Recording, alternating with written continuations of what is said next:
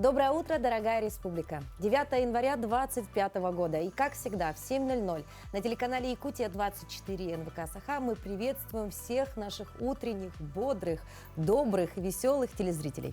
Ну, я думаю, в сегодняшний день можно было попрощаться более радостно, потому что как будто бы весь январь, в предыдущие дни ты в этой студии сидел. На самом деле, первый эфир в этом году мы вновь... что вновь? Новый год наступил, и у нас, если раньше мы все время говорили, у нас осталось 4 дня до конца недели, чтобы все свои планы выполнить, у нас есть почти все 360, 357 дней этого года, чтобы все, что мы наметили, оно случилось, чтобы у нас все получилось. И мы вам, конечно же, в первый рабочий день этого года желаем именно того, чтобы все ваши планы, которые вы наметили, вы к ним двигались, и у вас с каждым рабочим днем происходило приближение к намеченной цели. Ну а сегодня первый рабочий день, а это значит, вам необходимо просто встать, взбодриться, узнать о последних новостях, собрать своих близких в школу, на работу, ну и, собственно, ворваться в новый рабочий 2025 год. Ну а учитывая количество выходных дней, бодриться придется, мне кажется, ну если не с утроенной, то с удвоенной силой точно. И в этом мы вам сегодня будем помогать. Много разных и советов собрали, как войти в рабочий режим, в том числе как избавиться от последствий праздника, ну в том числе вот, огромное количество еды вкуснейшей и не только, возможно, все это в сегодняшнем эфире мы, конечно, будем рассказывать и показывать. Помимо этого будут у нас и интересные гости, не только про выход с праздников поговорим, но и про замечательную затронем тему в виде науки. Итак, я думаю, как всегда, по доброй традиции необходимо узнать, какая же у нас погода за окном.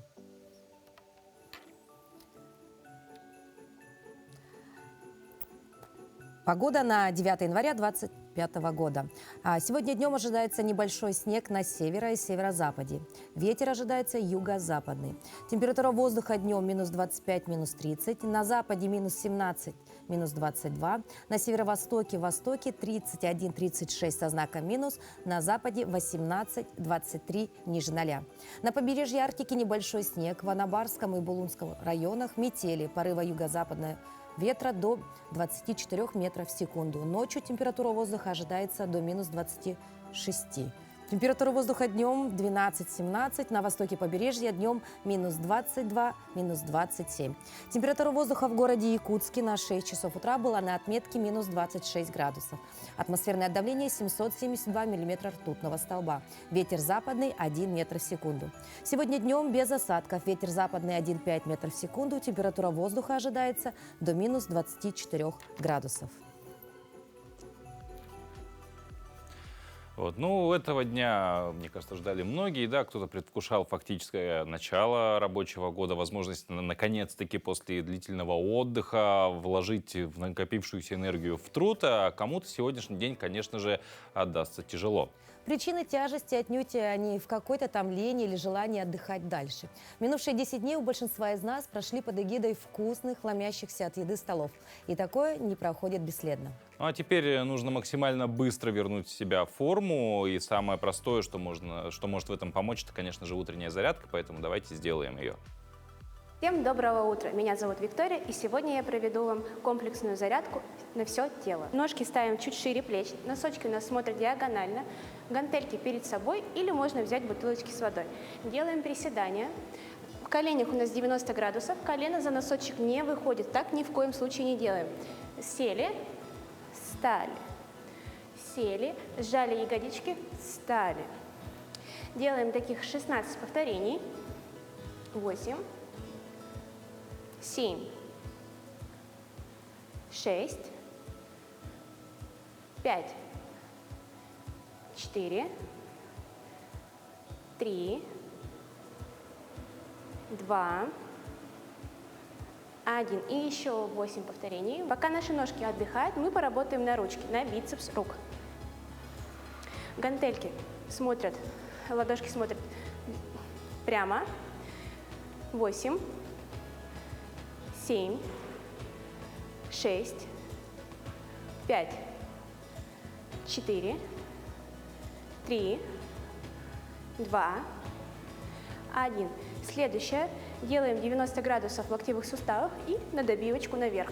8, 7, 6, 5, 4, 3, 2, 1 и 4 полных раза. 4, 3, 2, 1. Выполняем таких 3 подхода. Сначала приседания, а затем на проработку рук. Следующее упражнение – это выпады назад с разведением рук. Ножки ставим на ширине плеч, делаем выпад назад. В коленных суставах у нас 90 градусов и в нижней точке разводим ручки наверх. Встали. 8. Встали. 7. Встали. 6. Встали. При этом соблюдаем, чтобы корпус у нас был ровный, животик подтянут. И еще 4, 3, 2, 1. И то же самое делаем на вторую ножку. Но ручки будем выводить вперед. 8, 7, 6, 5, 4, 3, 2, 1. Ложимся на коврики, на спинку. Ножки шире плеч, носочки также смотрят диагонально. Гантельки кладем под тазовые кости. И делаем подъемы таза. 8. На верхней точке мы сжимаем ягодицы. 7, 6, 5, 4, 3, 2, 1. 8 пружин наверху. 8, 7, 6, 5, 4, 3, 2, 1. И еще раз полная восьмерка. 8, 7, 6, 5, 4, 3, 2, 1. Сжали ягодицы, они у нас будут стоять в статике, пусть они горят. И поработаем на грудные мышцы. Ручки над грудью, в локтевых суставах слегка округлены. И делаем разведение. Выдох, вдох, выдох, вдох. 8, 7, 6, 5, 4, 3, 2, 1. Гантельки положили под тазовые кости и сделали 4 подхода на ягодички. 3, 2, 1. На этом у нас первый подход завершен. Выполняем таких 3 подхода. Наш силовой комплекс подошел к концу. Выполняйте такие упражнения, и будет у вас красивое подтянутое тело. Всем хорошего дня! Ну а сейчас давайте узнаем, какие же новости произошли за последние дни на территории нашей республики и за ее пределами.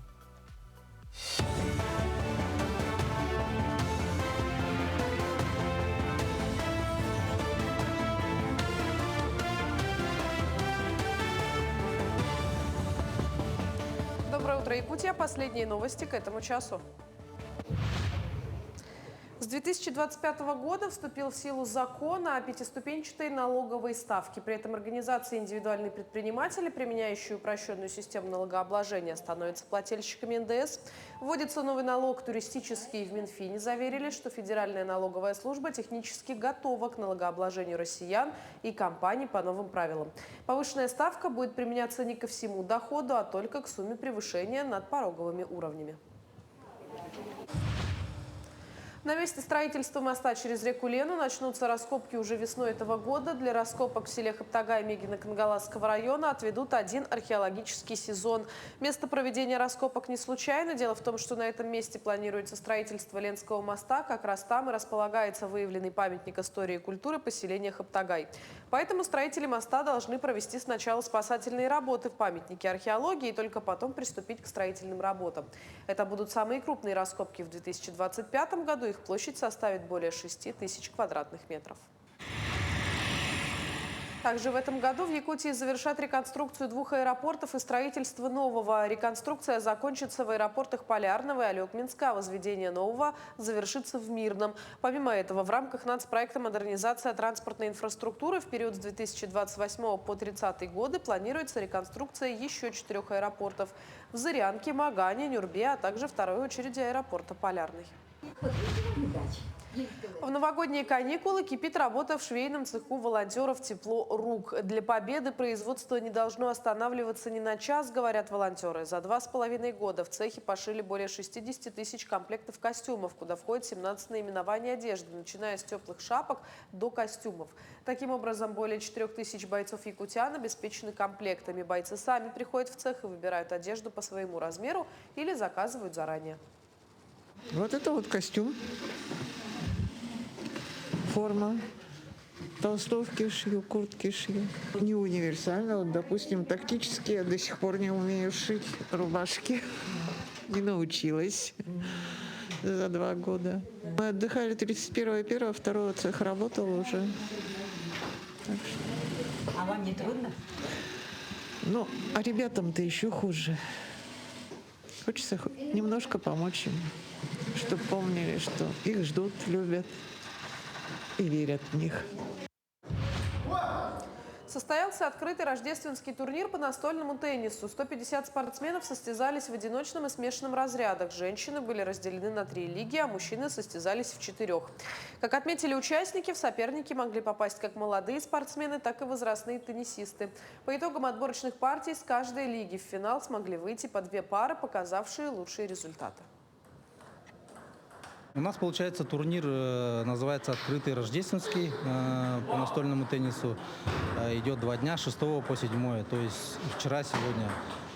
Всего приняло участие 154 человека. Рейтинг у нас формируется из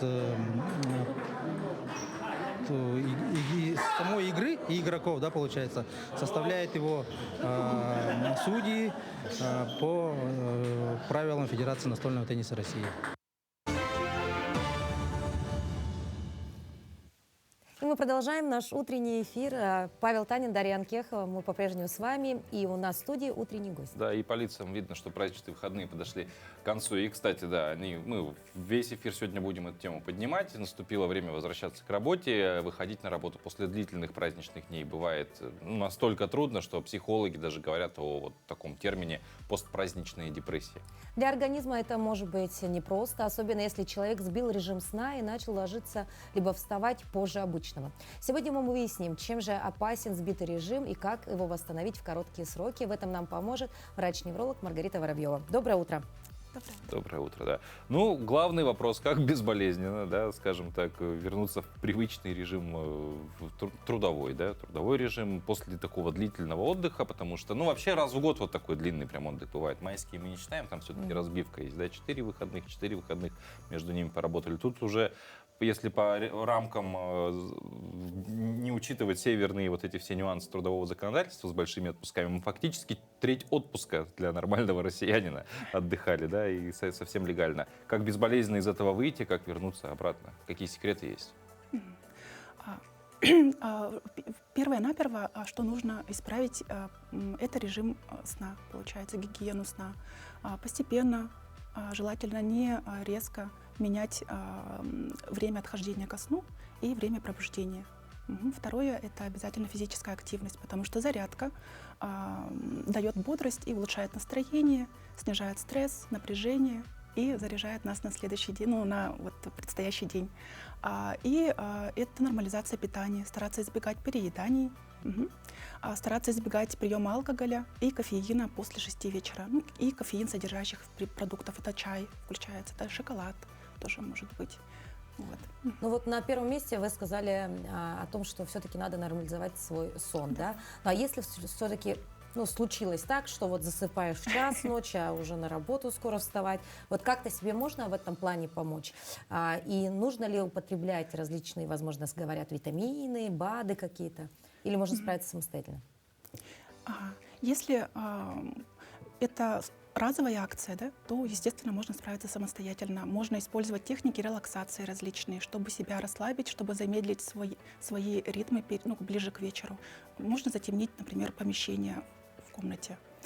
Позаботиться обязательно о состоянии в спальне. Например, температура должна быть прохладной, достаточно влажной должна быть спальня, достаточно темно должно быть, стараться не включать телевизор и убрать гаджеты из спальни. Мгм. Звучит так, как будто можно пытаться засыпать в ванной. Но в целом, вот, возвращаясь ко сну, вот проблема, вы сказали, постепенно, да, входить. То есть как бы звучит на самом деле и логично, и правильно, да? То есть мы в новогоднюю ночь, мы там до 4 утра сидим, празднуем, отмечаем. Ну, это как бы традиция.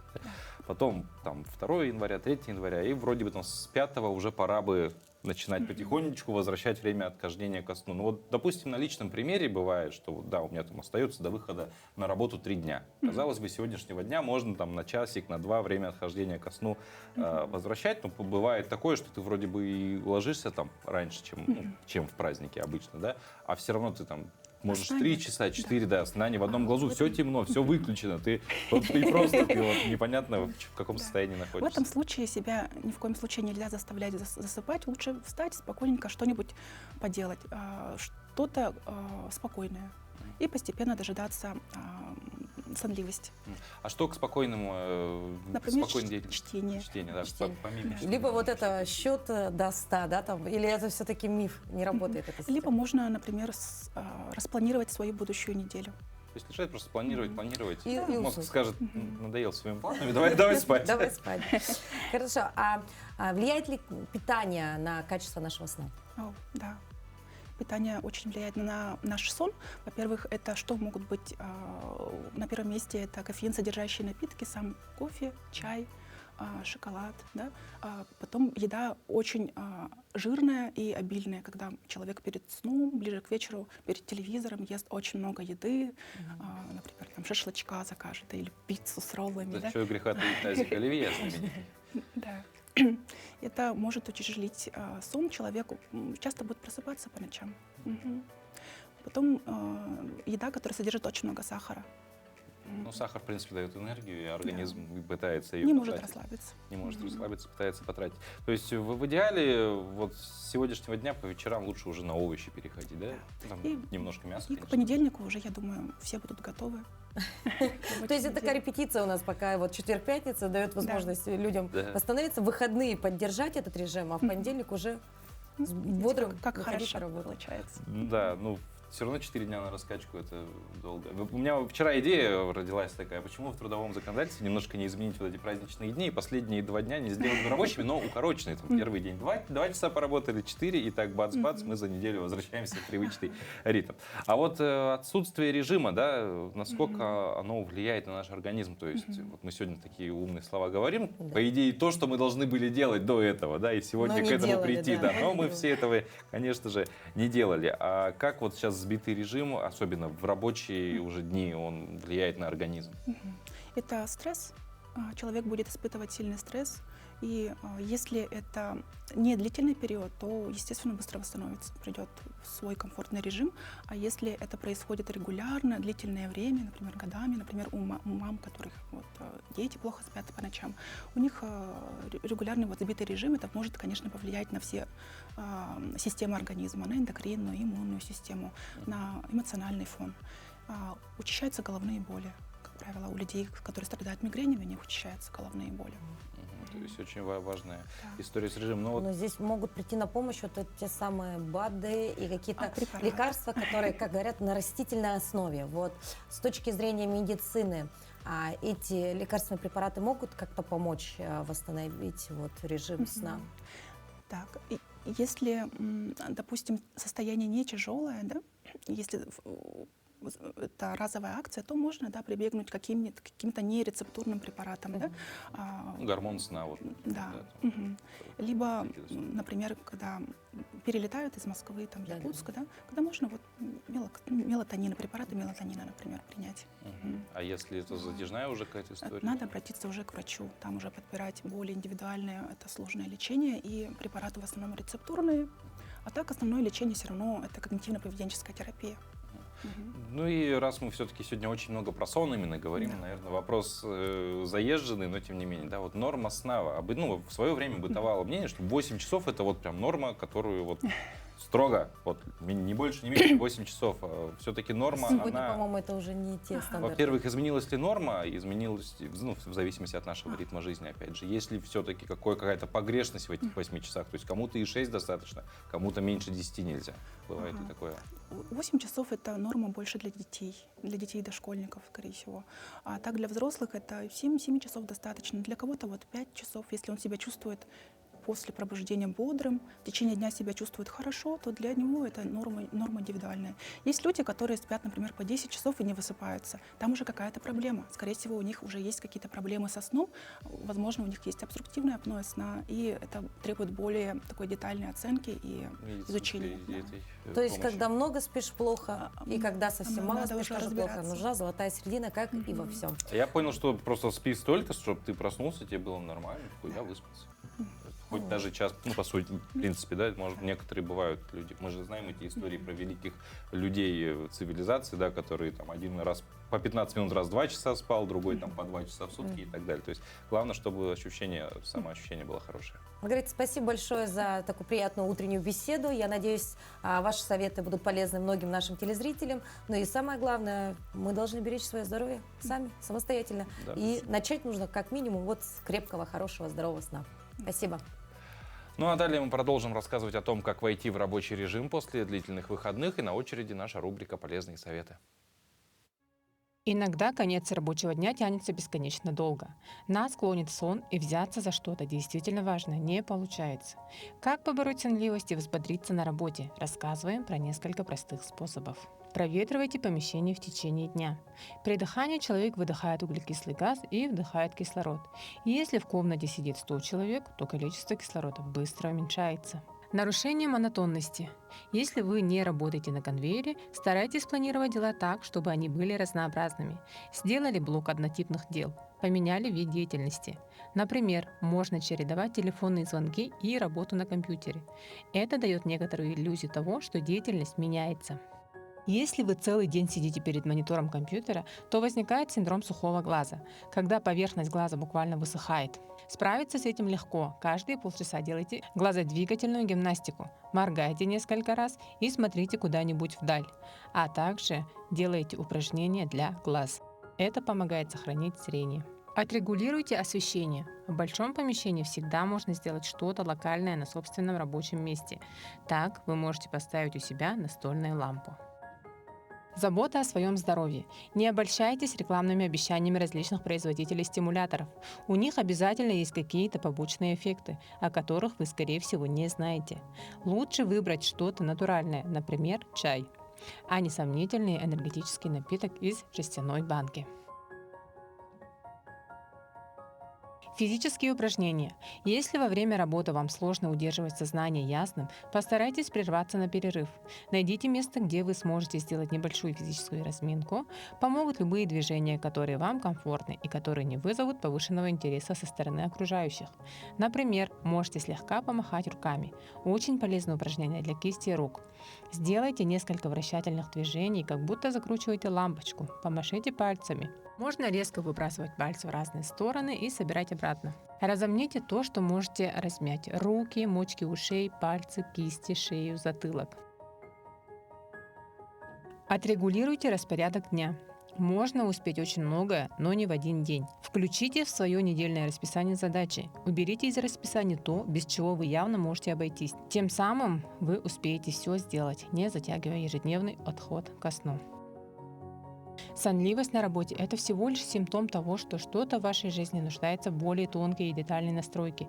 Не пытайтесь с помощью какого-то чудодейственного совета или препарата решить эту проблему раз и навсегда. Сначала выясните причину сонливости, попробуйте от нее избавиться, а уже потом, если не помогло, перебирайте разные способы до тех пор, пока не получите нужный вам результат.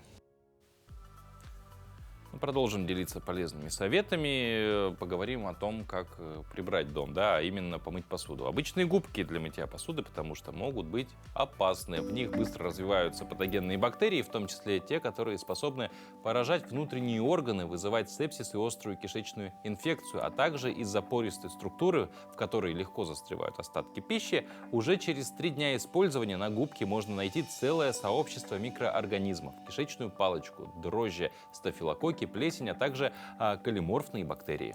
Особо опасны среди всех этих микроорганизмов клебсиелы, которые относятся к семейству энтеробактерий и называются условно патогенными, добавил биотехнолог.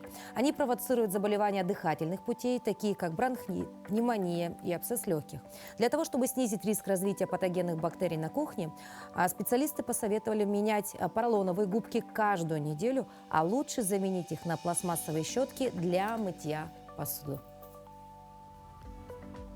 Всем хозяйкам на заметку, я думаю, очень редко вообще обращаешь внимание на вот эти самые губки, вот лежат, моешь, выбрасываешь по их состоянию, так сказать. Ну вот порвалась, выбросили, а все-таки как нужно порвалась, это делать. выбросила?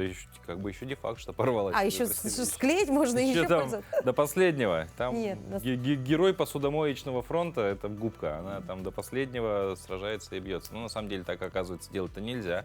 Хотя бы А я раз в делал. неделю меняем, а лучше переходим на пластмассовые щетки. Да. Ну, вернемся к радостному. Да, отрадно, что выход с новогодних праздников ознаменовался относительным потеплением. В том, что Новый год и первые дни 25 года мы встречали в пелене, на мой взгляд, есть некий символизм, потому что, я думаю, многих это побудило оставаться дома с семьей и никуда не ходить. А Новый год все-таки это, в первую очередь, праздник семейный. Ну а вторая половина праздников прошла уже в умеренных температурах, как и сегодняшний день. И, возможно, это позволит нам спрятаться от зимы. Ведь 9 января отмечают День игры в прятки с зимой. Сам праздник имеет древнеславянские корни, и суть его емко описана в самом названии. Считалось, что морозную зиму можно перехитрить, если хорошо спрятаться от нее. Ну да, сегодня это сделать проще, например, уехать в теплые страны, да, или в теплые регионы нашей страны, вернуться уже к основательному потеплению, но попытаться спрятаться от зимы можно и более бюджетным способом. Существует поверье, что легкая одежда вместо тулупов и шуб может озадачить зиму. Ей захочется побыстрее убежать, уступив свое место весеннему солнцу. Но в наших климатических условиях, если такое поможет спрятаться от зимы, то вместе с этим приведет как минимум к простуде. Так что давайте принимать законы природы и ее течения такими, какие они есть. Ну а далее узнаем о других знаменательных датах дня. На календаре 9 января. Международный день хореографа. По народному календарю Степанов день. На Руси этот день был примечателен тем, что пастухи заключали договора с крестьянами, у которых была скотина. Кроме пастухов, Степанов день чествовали и лошадей. Их было принято поить из серебряной посуды, если она была в доме, а также по углам двора ставили осиновые колья, чтобы ведьмы не могли подойти к дому и хлеву. Этот день в истории. В 1769 году в России были введены первые бумажные деньги. В 1792 заключен Ясский мирный договор. В 1877 году было организовано Всероссийское театральное общество, сегодня Союз театральных деятелей России. В 1878 году русские войска одержали победу в битве под Шипкой.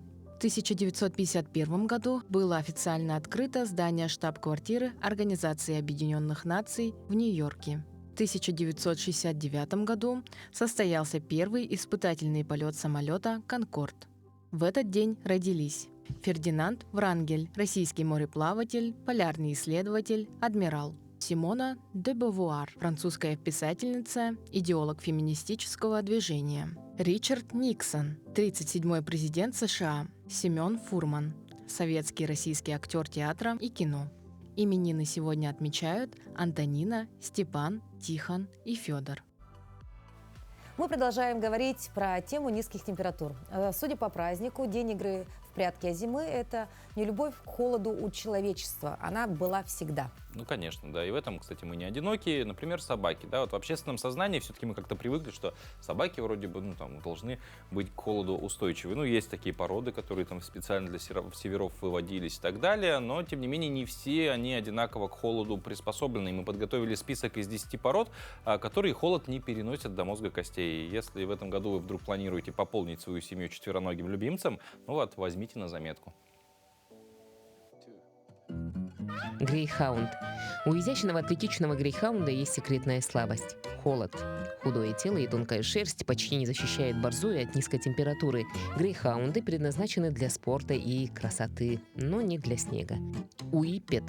Грациозный уиппет – небольшой пес, такой же худой, как и грейхаунд. Эта порода появилась в викторианской Англии и, возможно, приспособилась к более холодным зимам, но это не значит, что они ему нравятся. Хоть уиппет и не жалуется, он действительно очень чувствителен к холоду. Если и гулять в мороз с этой борзой, то только в свитере. Такса. Таксы бывают короткошерстными, длинношерстными и жесткошерстными, но только первые испытывают особую неприязнь к зиме. Тонкое пальто короткошерстной таксы хорошо отталкивает грязь, но слабо защищает от мороза. В конце концов, это собаки с низкой посадкой. Они, как никто другой, ближе к земле, а значит и к снегу со льдом. Чихуахуа. В холодное время года эти собаки постоянно носят костюмы, комбинезоны и свитерочки.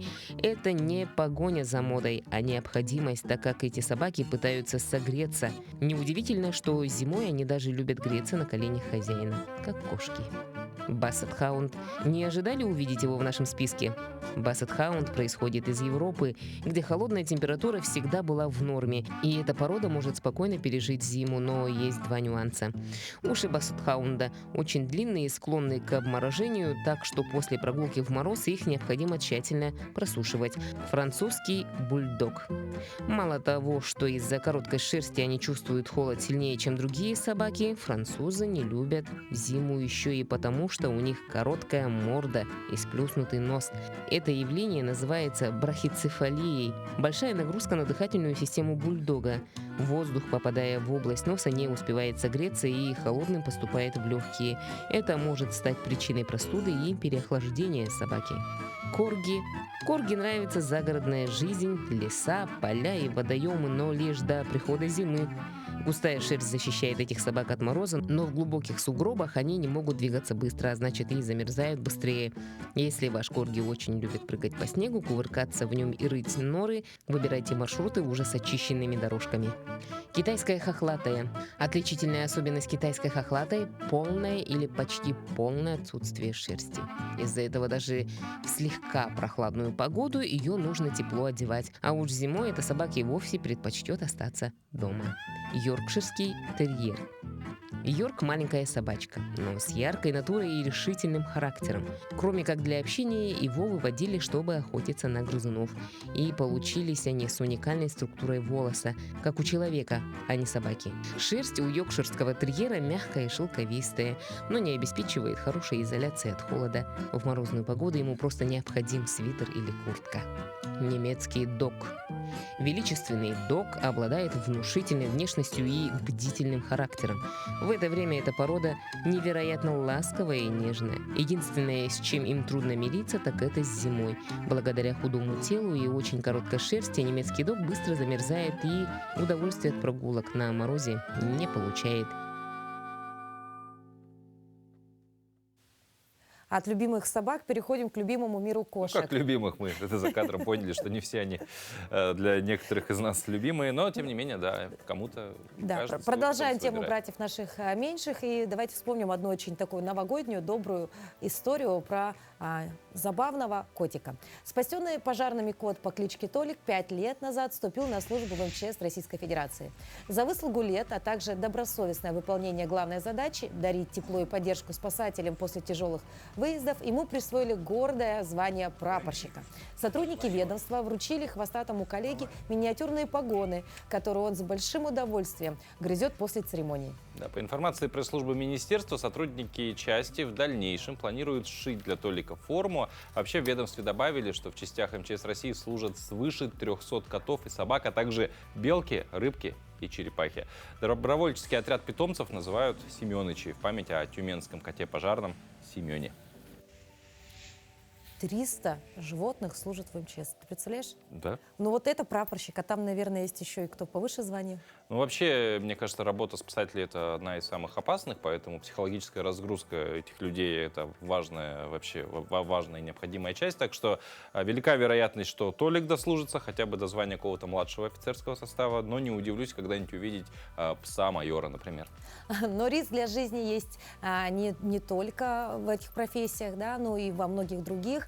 Ну и, конечно, хотелось бы узнать о такой интересной профессии, как работник в цирке. Что ключевого в цирковых программах? Клоуны, жонглеры, иллюзионисты. А как же акробаты? Ну да, те, кто хоть раз в цирк ходил, они, конечно, с замерением сердца смотрели на выступления вживую акробатов, да, воздушных гимнастов. Ведь больше 90% их трюков выполняются без страховки, а высота, на которой эти трюки выполняются, ну, может достигать нескольких метров, порой и 10, и 15, и так далее. И вот об особенностях профессии и как в нее приходят люди, узнаем далее. Меня зовут Вероника Рассохина, я артистка Московского цирка имени Юрия Никулина на Цветном бульваре. Я артистка цирка уже 13 лет, по образованию хореограф-балетмейстер. Я пришла в цирк со спорта, с художественной гимнастики. Художественной гимнастикой я занималась тоже очень долго. Я 4-кратная чемпионка России, мастер спорта международного класса. И после этого меня пригласили, скажем так, мой же тренер, она работала еще параллельно в цирке Никулина. И она пригласила меня на гастроли в Японию, и, в принципе, так я и попала в цирк. Один раз съездив, так и осталось. Я за свои 13 лет проработала достаточно большое количество жанров.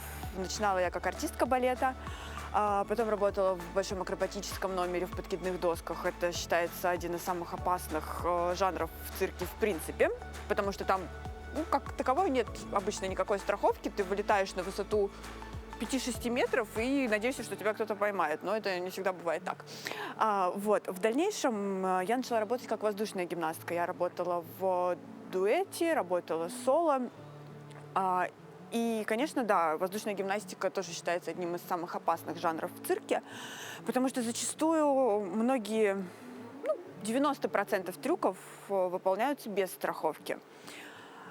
Но, тем не менее, в воздушной гимнастике самое главное, что в ней есть, это стабильность и постоянство. То есть, если ты учишься делать какой-то определенный трюк, ты умеешь его делать на 100%. Ты доверяешь своим рукам, своей силе, своей голове в том числе, потому что это одно из самых важных. Сейчас мой основной номер — это жонглирование. Мы с мужем работаем жонглерский дуэт.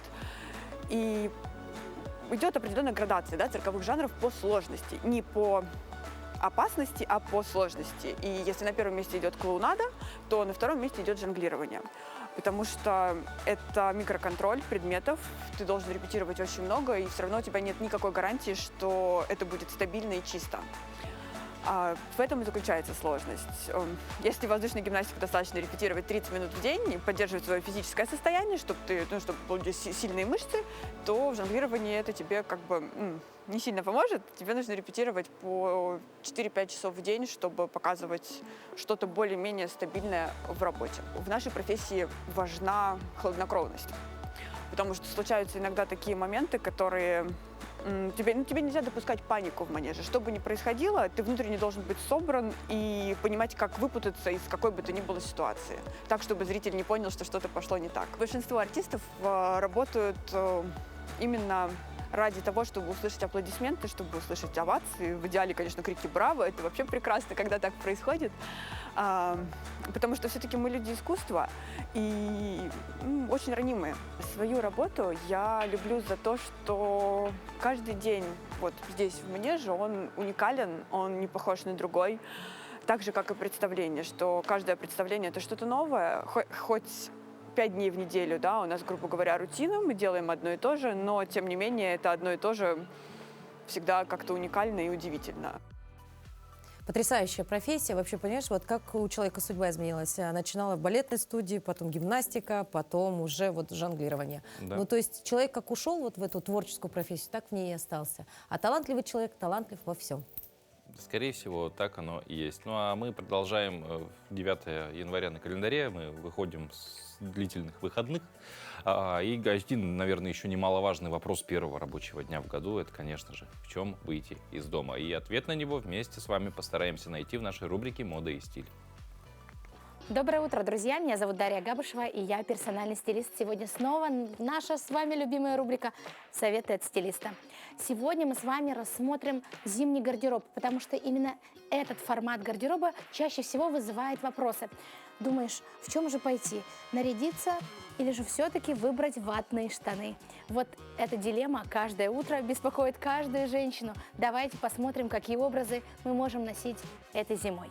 Базовые джинсы точно нужны в любом гардеробе. Что такое базовые джинсы? Это те джинсы, которые не имеют стилевой привязки. На них нет дополнительных деталей, страз, дырочек и прочего. Это в данном случае это классические клёши. Они сейчас очень актуальны. Я знаю, что многие девушки любят такие джинсы, потому что они зрительно вытягивают силуэт и делают нас стройнее. Дальше. Подобрали светлый жакет, состав которого с примесью мохера.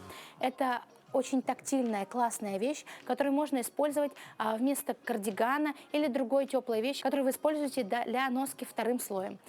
Такой жакет можно будет носить как пальто, например, в весенний-осенний сезон, а в зимнее время в помещении это будет отличный вариант для того, чтобы вам было тепло. Носите и с платьями, носите и с джинсами. Этот жакет делает любой образ сразу уникальным, неповторимым и супер стильным.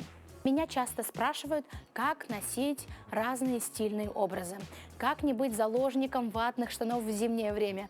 Я вам отвечу, что одежда и внешний вид – это самая закоренелая привычка. Мы привыкаем к комфорту, мы привыкаем к тому, чтобы можно было сделать легко и мобильно, и погрязаем в этих образах. Что я рекомендую сделать? Обязательно устройте себе челлендж на 10-20 дней, носить все вещи из вашего гардероба, сочетать несочетаемое, экспериментировать, пробовать. Попробуйте сделать себе вызов. Именно тогда родятся самые классные образы. Именно тогда вы почувствуете себя стильной. Комплименты людей, внимание публики – это то, что даст вам мотивацию для того, чтобы быть стильной круглый год. Из мира моды окунемся в мир тоже прекрасного, это уже мир музыки. Звуки хомуса – это нечто особенное для жителей Республики Саха-Якутия. Мелодия этого музыкального инструмента проникает в самое сердце. И вот якутянка Юлиана Кривошапкина сыграла на хомусе при минус 50 градусов, и многие, увидевшие это видео, отмечают, что при таких низких температурах звучание инструмента становится особенно проницательным. Если вы вдруг еще не видели этого, давайте вместе с вами послушаем и подумаем, верно ли это утверждение или нет.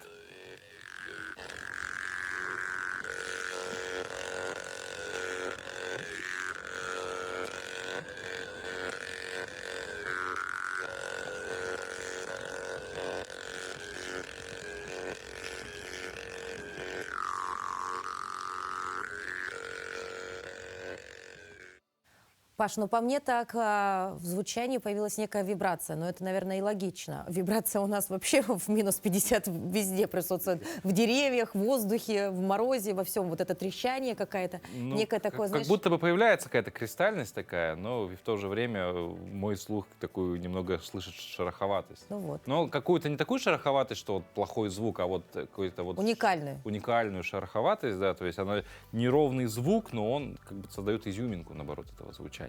Но мы насладились прекрасными звуками, теперь давайте порадуем глаза свои, узнаем, какие кинопремьеры стартуют сегодня в кинотеатре.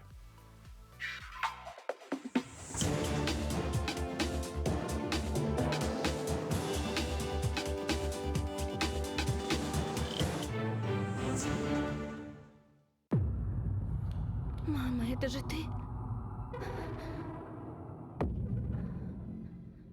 Смотрите в кино с 9 января. «Заклятие. Новое поколение». Мистический фильм ужасов «Заклятие. Новое поколение» является дебютным полнометражным проектом испанского режиссера и сценариста Гильермо Барейро Переза. Сюжет фильма разворачивается вокруг интерната для девочек, где работала и там же и пропала мать главной героини Софи, когда ей было 14 лет. Спустя время девушка решает провести сеанс спиритизма и выясняет, что разгадку гибели матери нужно искать в этой самой закрытой школе. Софи поступает туда и вскоре понимает, что это место проклято. Но девушку ничто не остановит от попыток исследовать прошлое своей матери и найти истинную причину ее смерти. Заклятие. Новое поколение.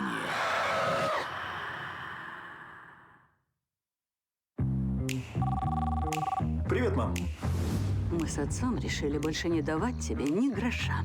Я звоню, потому что... Я женюсь, мамуль. «Притворись моей невестой». Французская комедия о мажоре, который живет на широкую ногу и постоянно просит деньги у богатых родителей. Когда их терпению приходит конец, а бандиты требуют оплаты долгов, он решается на последнюю авантюру – убедить предков оплатить выдуманную свадьбу. Бывшие подружки не хотят иметь с ним дел, и тогда он просит случайную прохожую, девушку без комплексов, но с кучей вредных привычек, притвориться его невестой. Прошу вас, я знаю. Притворись моей невестой.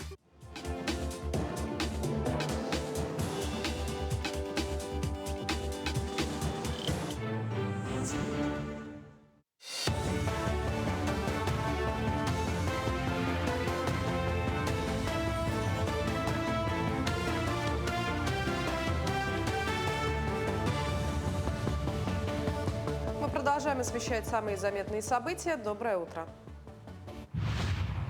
Еще 11 тысяч якутян обеспечат новым жильем в рамках нового нацпроекта «Инфраструктура для жизни». До конца этого года планируется переселить более 48 тысяч человек. Кроме того, в Якутске начнется реализация 8 проектов комплексного развития территорий на 900 тысячах квадратных метров жилья. Реновация коснется 194 аварийных многоквартирных домов. Свои жилищные условия смогут улучшить более 3000 жителей столицы региона. И напомню, что в прошлом году в Якутии ввели 750 тысяч квадратных метров жилья. За 6 лет реализации нацпроекта «Безопасные и качественные дороги» в Якутске привели в нормативное состояние около 195 километров дорог. В прошлом году в рамках него отремонтировали более 31 километра дорог на 21 объекте улично-дорожной сети.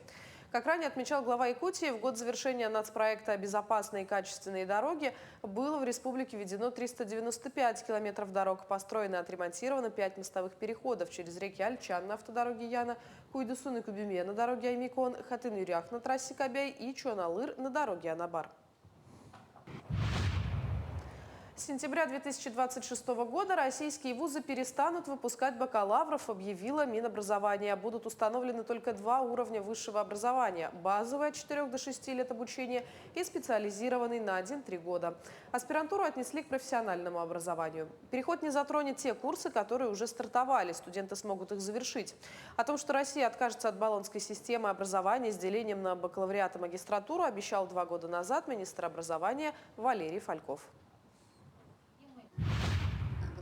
В Музее истории Якутска развернулась выставка «Семейные реликвии». Центральным элементом выставки стала новогодняя елка, украшенная старинными игрушками из стекляруса.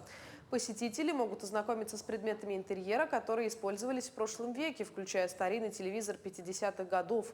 А также в витринах представлены предметы быта, фантики, открытки советского времени. Выставка работает до 31 января. Очень интересные старинные предметы есть. Например, семья Слепцовых предоставила старинную книгу «Инструкции для священников».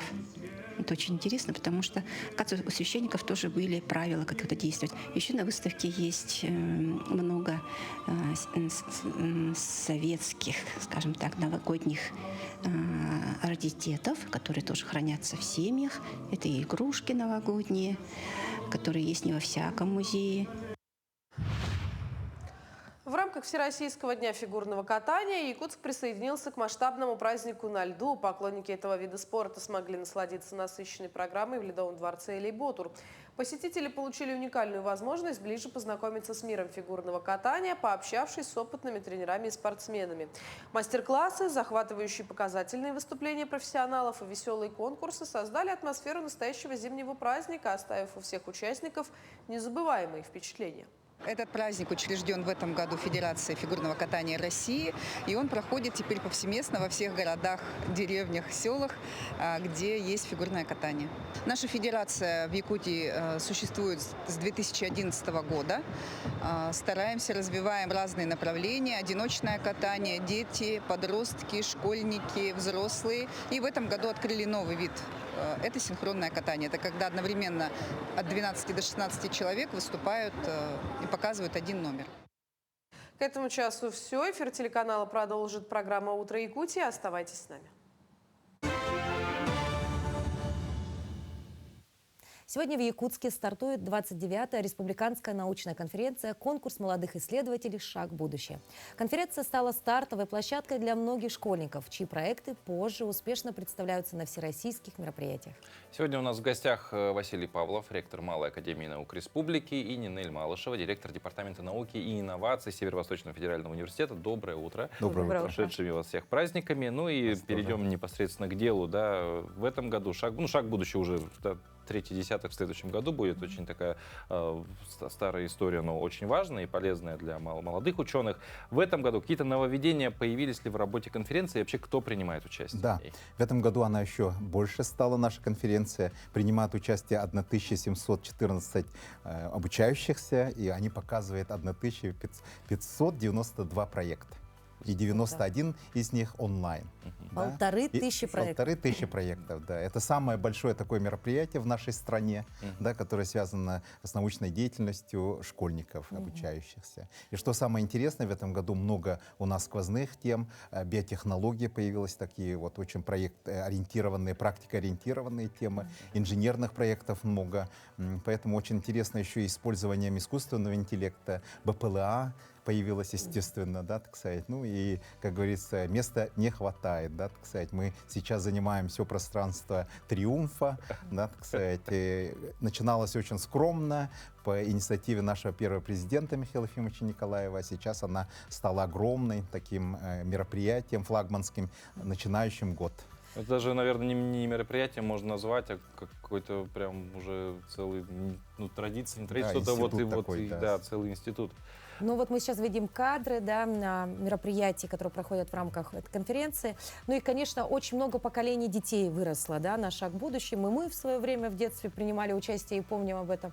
Но а сегодняшний момент критерий, вот кто сегодня может принять участие в таком важном мероприятии? Участниками конференции «Шаг в будущее» могут стать учащиеся с 5 по 11 классы.